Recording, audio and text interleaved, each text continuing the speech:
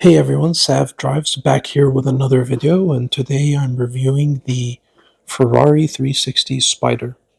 I've owned this car for close to 2 years now, and I wanted to talk a little about the ownership experience with this vehicle. It's a very, very special car, and there's a lot I want to talk about when it comes to this. So, without further ado, let me talk a little about the styling. So, one thing you notice is um, pictures actually don't really do this car a lot of justice. So in real life, this car is far wider than you can imagine. Like it's a pretty wide, low stance looking car. Looks very aggressive in real life. Has really big, fenders, and this one in particular has a Challenge Stradale kit on it, so it looks a little more aggressive than just the regular one, but very beautiful design overall by Pininfarina here. Great design and attention to detail. There's a lot of quirks, as Doug says, when it comes to this car. A lot of little things I did not expect when owning this car that really do make it an exotic. So I may have not understood, what the true term of an exotic car is, but there are small things here and there which are very different than any other car I've driven that make this car, truly special, and it feels like an occasion every time you take it out for a drive.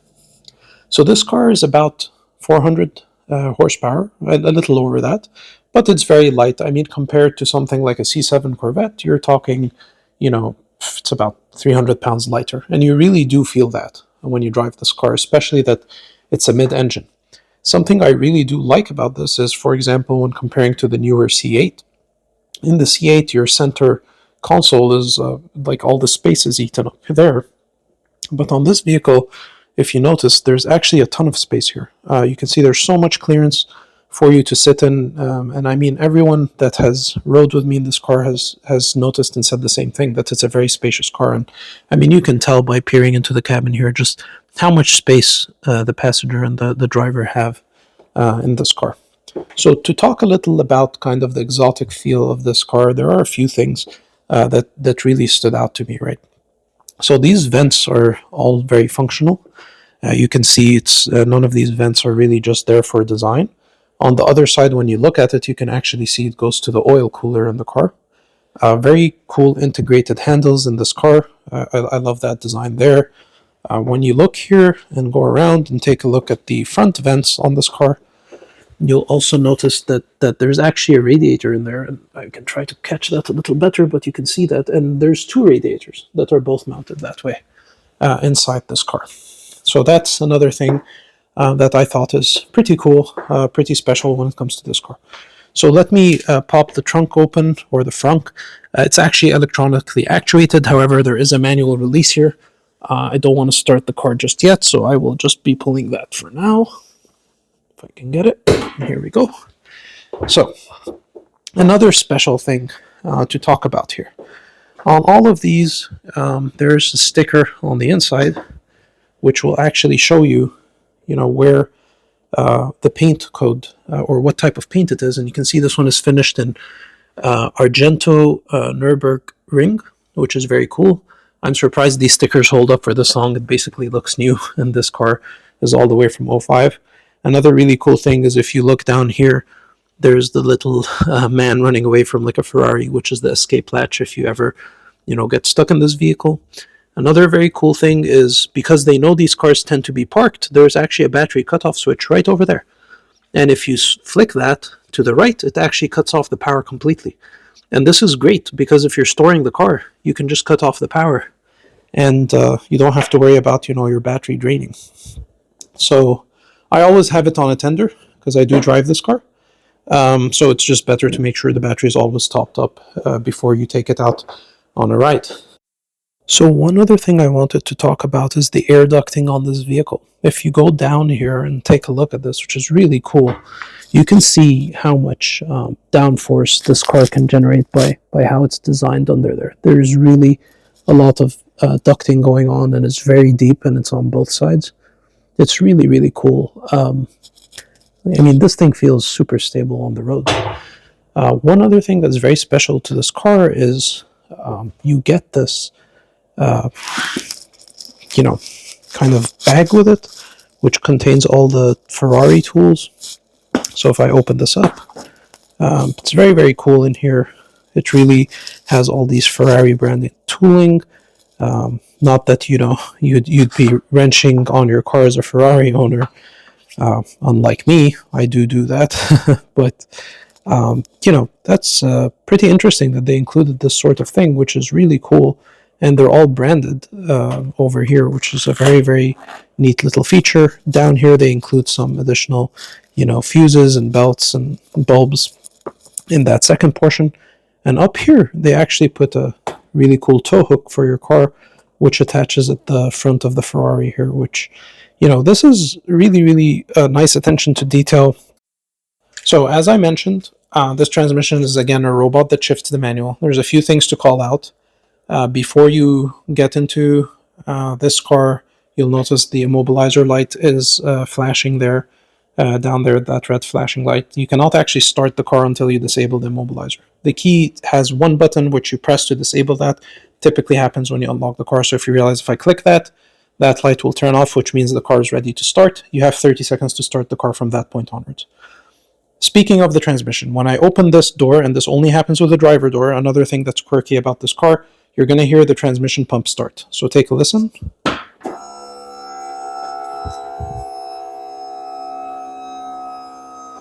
So there's that. Once that's done priming, the transmission has enough pressure for you to actually start shifting and doing all what you need to do. But that's one of the interesting things about this car, that does that every time you open the door. So in terms of the transmission, I'll turn the car into just the second accessory mode just to show you this. So with the car in this mode currently, we can see over down there that now we're in neutral gear. And let me just turn some of these lights off to make it more clear for you. So you could see now it's an N. But if I put my foot on the brake, even though the car is completely off, right? Car is not running. And I upshift. You heard that? So, as you can see, sorry about that. So as you can see, the transmission is actually shifting while the car is off. You can downshift. You can see that I'm just hitting the pedals, and the pump starts every time it loses the pressure, right? So you can actually switch this car off in first gear, and that's totally fine. You can just turn it off and leave it in first gear, just like a regular manual if you're on a hill or something like that. There should be no issues with that. I actually think the manual mentions something about that. Okay, so I'm going to go ahead and get it started, and you can give it a nice listen for a cold start and hear how great this engine sounds. So here we go.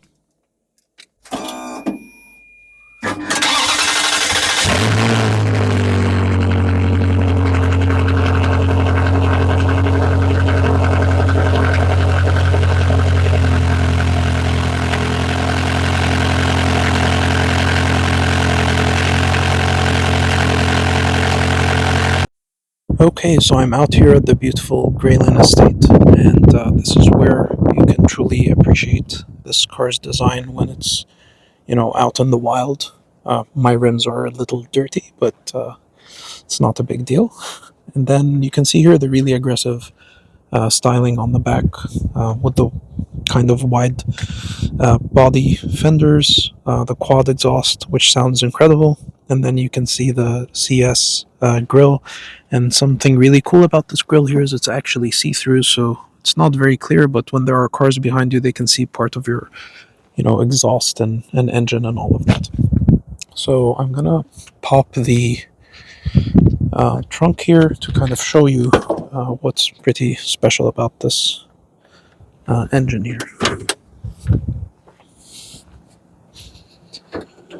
So taking a peek inside, the design is actually quite simple. You could see that you have, your coolant tank, your air boxes, your MAF sensors right there, and then your throttle bodies, and then, you have your valve covers over there. Working over there is a little tight on the engine when you're changing like a spark plug or something, but there's actually an access panel inside the car, but you have to take the interior apart where you can work on the front of the engine where you do things like a timing belt service. But everything else is pretty accessible on the engine. You can see your O2 sensors are out in the open, the exhaust is out in the open. It's really what I like to say, like this car is built like a go-kart. I feel like Ferrari are really just selling you an engine, and I heard this quote before, we're selling you an engine and the rest of the car is free. That's kind of true with this car. The engine is incredible.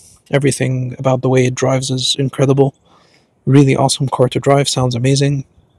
Um, but yeah, there are a lot of quirks in this car if you're not careful. So while I love the design of the 360, one of the downsides to it is how irritating it can be when people continuously ask you to roll your windows down, or people continuously try to race you. And again, this car is performance-wise, it's not supposed to be as fast as a modern Corvette or anything like that. Keep in mind, this car came out in the 2000s era. However, I will say the part that's very different compared to more modern cars that I've driven, like Corvettes, 911s, etc. And of course, 911 it depends because some trims are extremely fast, like the turbo. But what you really notice about this car is towards the high end part of the powertrain, it's really fast. Like the aerodynamics and everything is really fast.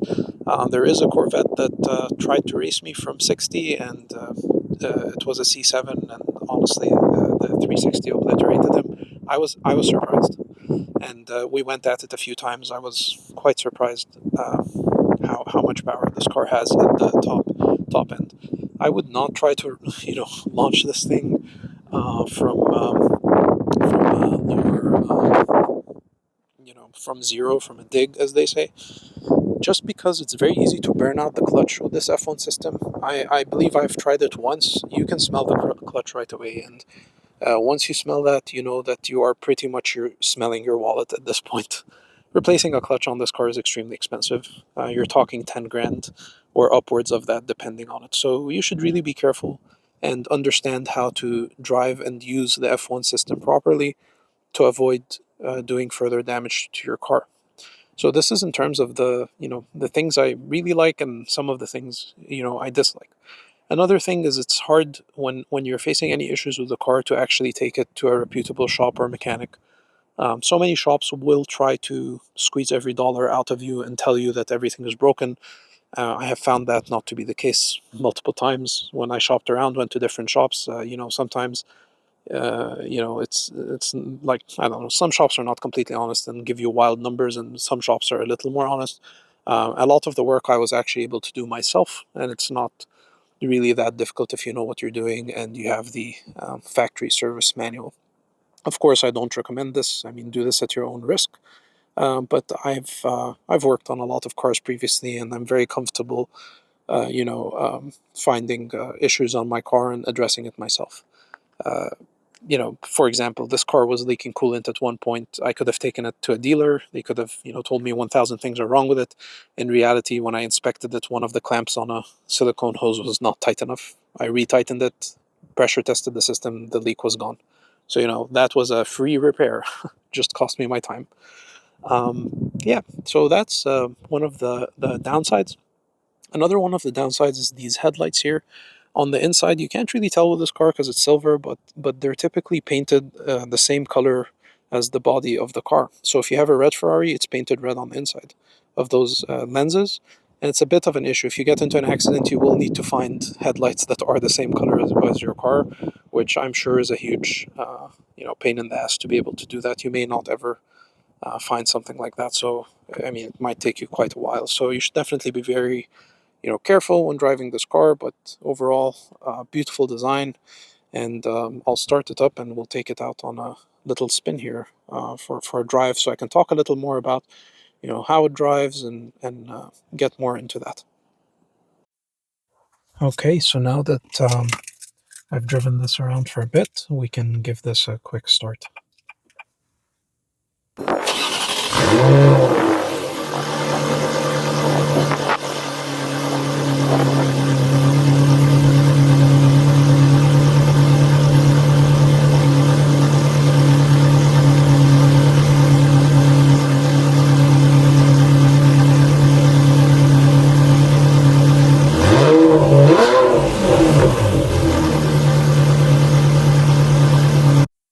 Okay, so we're back, and pretty much I want to talk now about a bit of the driving experience.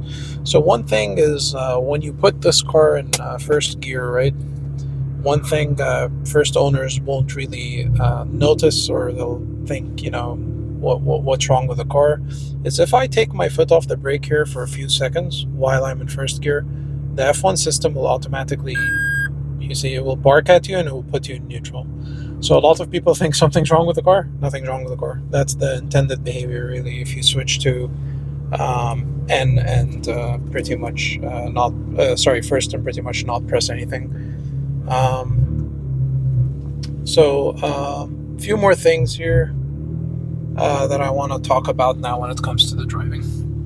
So in terms of speed, you never really feel like you're going slow in this car.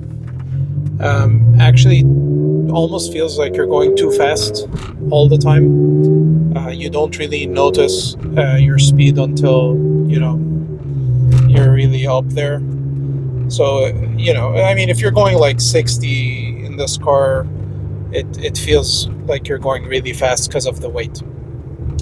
Now, due to its lightness, also the suspension is a bit toughened up for the handling, and it handles like it's on rails. I mean, you could see with very, very little steering input, it moves left and right very, very smoothly here. Very, very precise steering, and I believe it's still hydraulic on this vehicle. It's not like the modern electric systems, so this is a great thing when it comes to this car in terms of that steering wheel feel. The suspension is a little rough. It's adaptive. It's electric, like it changes depending on the driving mode, I believe. But I mean, it's not horrible. It's drivable. But it's a little rough compared to more modern cars that have better, kind of sporty suspension. But it really does feel like it handles great overall with this suspension setup. So not really anything for me to complain about. It's just maybe the only thing about this car which I feel is a little bit rougher. Everything else, in terms of the responsiveness of the transmission, everything, it is pretty instantaneous, actually. Even the F1 system that people complain about, it's very, very fast, but it's very fast when you're going fast. And what I mean by that is, when you're driving slowly, like right now in slow traffic, yeah, the transmission feels like it's taking its sweet time to shift. It's not super quick or anything.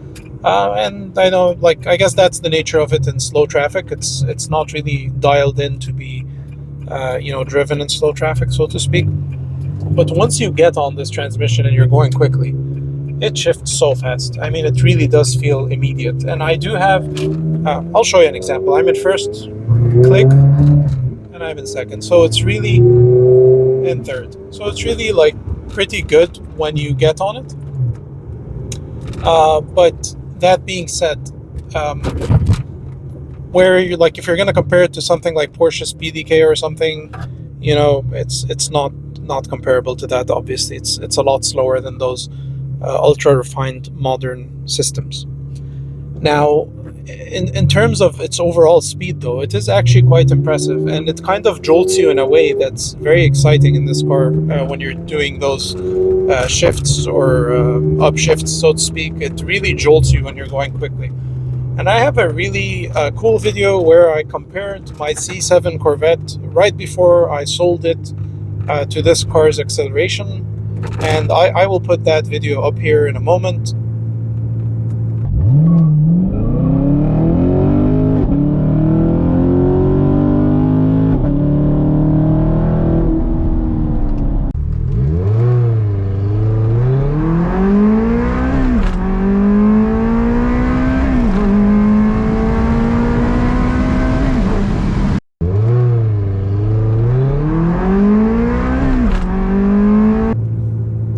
Now, as you can see in that video, the Ferrari's shifting is just very aggressive, very exciting. I mean, I'm sure you can tell from the video. And speed-wise, it's actually not when you drive it, at least, it doesn't feel all that far off from the Corvette, which is great. I thought, when I buy this car, I'll feel like it's lacking power. but what it lacks in power, it makes up in how light it is and how dynamic it is, and how responsive it is at speed.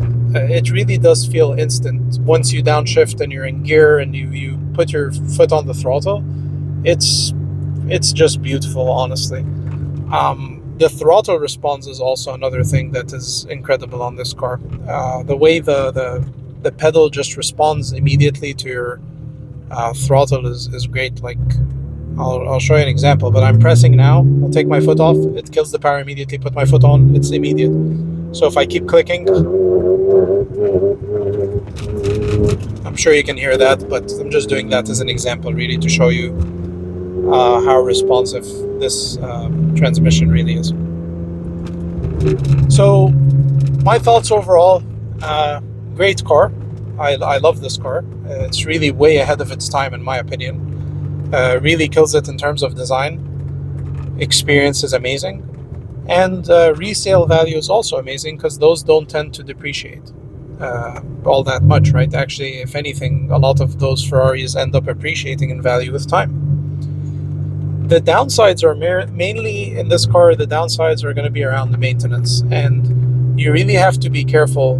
Make sure you buy a clean one. And if not, you really need to be on top of the maintenance and understand what sort of costs you may be getting yourself into.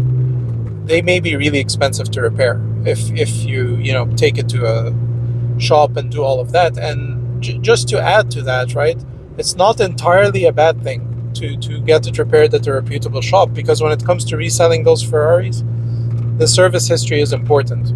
People will check, when did you last do the timing belts, when did you last change the clutch on this, because those are really the expensive items on this car.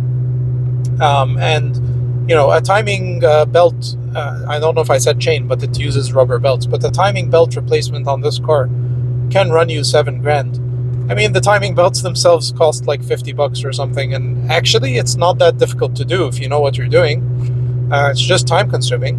But if you want to risk it on an interference engine, be my guest. The thing is if you get that wrong, you will nuke your engine. If the timing belt tears, you will nuke your engine. I mean, you cannot really mess around with those interference engines. So just saying that, so any viewers that are interested in this model, keep that in mind. Again, I'm not saying it's impossible or it's hard. It actually seems pretty simple on how to change the timing belts, but you cannot treat these cars like a random passenger vehicle. It's very precise with the torque specs. It's very precise with how you should dial in the timing. It's very precise with how you should dial in the transmission. Everything is extremely precise from the factory. If you do one thing wrong, this car won't run right, and it will throw an engine light. And the crazy thing is, it can sometimes throw an engine light about something else when the issue is completely somewhere else. And the only way to know is to use the Ferrari Leonardo scan tool, which only dealerships have. There are workarounds to that. There are some other third-party tools that can scan this car and give you some good information. However, they're not at the level of the Leonardo tool, which is far more advanced, and I believe the other one is called the Galileo, which some of those dealerships have, right? So take all of that with a grain of salt. They are beautiful cars. I really do not think anything provides anywhere near the same level of experience or excitement. Every time you take this car out, it really does feel like a special occasion, and it's a blast to drive. So please like and subscribe to the channel if you like my video. I will try to post more videos in the future. I could post another video about my long-term experience with the G63 AMG, which could be an upcoming video. And if you guys want to see more or have more questions about the 360 Spider, please feel free to ask. I apologize if the quality looks a little weird. There's a lot of glare coming from the sun as we're driving up those roads here. But I hope you all enjoyed this video.